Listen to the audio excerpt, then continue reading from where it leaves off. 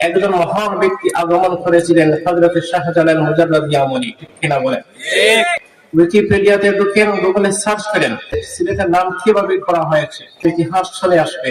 আজ থেকে প্রায় 700 বছর পূর্বে 703 হিজরিতে 1303 খ্রিস্টাব্দে সুদূর ইয়েমেন থেকে আগমন করেছিলেন হযরত শাহজালাল মুজাররাদ ইয়ামানি। আল্লাহু আকবার বলেন।